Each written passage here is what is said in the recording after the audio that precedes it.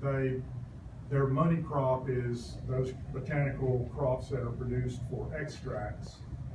And so basically they have a co-op of farmers that produces various extracts from, they have isolated over 500 extracts from various botanical crops, but they focus on about 20 to 25 of those crops. The extracts that they produce basically come from the roots or the leaves. They are ground into a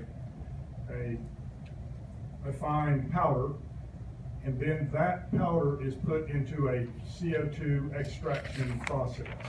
It's basically a cylinder, and they put it under 5,000 pounds, up to 5,000 pounds of pressure with varying heats and various flows of CO2. Over the last 25 years, they've developed the proper methods for extracting the maximum amount of extract out of each type of crop that they're extracting from. Once they're grown and harvested, once it's ground up, then you can change slides. That process goes into cake material that is used to produce their organic fertilizer, pesticides, fungicides, nematicides, and soil amendments. And from those soil amendments and fertilizers, they then start the cycle back over again, producing that slide, producing the same thing. Their products are sold to distilleries, breweries, perfume companies, aromatic companies, and it's quite an interesting process. Nothing more really to it. My whole intention for taking this trip was to look for agricultural diversity.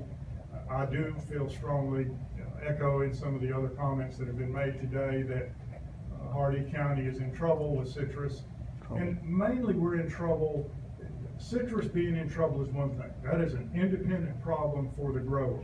The multiplier effect of the citrus dollar that is being taken out of this economy has to be filled with something. And I have an urgency for that, and I think most of the members of this board share that same urgency. If we can lead this community with providing suggestions for crop diversity and then provide ways for those crops to be processed in manners in which they have never been processed before, we may have a chance to create diversity on a fast enough scale that we can avoid a continued certain demise of the economy due to the collapse of citrus. I too echo, I have great hopes in talking with growers that we're going to find solutions for citrus, but as I said earlier, I'm extremely worried that the small grower is going to be kind of squeezed out of the equation, and for Hardee County, most of our growers are in fact small growers. That's pretty much it. Monica, do you have anything to add to it? It was just, it was fascinating. Awesome. And the fertilizer, how they are taking and they're implementing the byproducts and they're actually growing the soil is what they called it. And it was fascinating. And my background is in citrus, so I have a degree in citrus for those of you who don't know. And it's going to be pretty sad day when we do not have orange groves, because I mean it's a trickle down effect, and yes, we are looking for other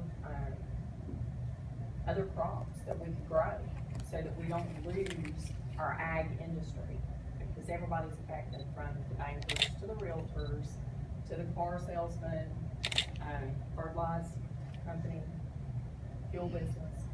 So anyway, it was just a really neat facility. I want to stress too that it's really important. We know that there are many of these botanical crops.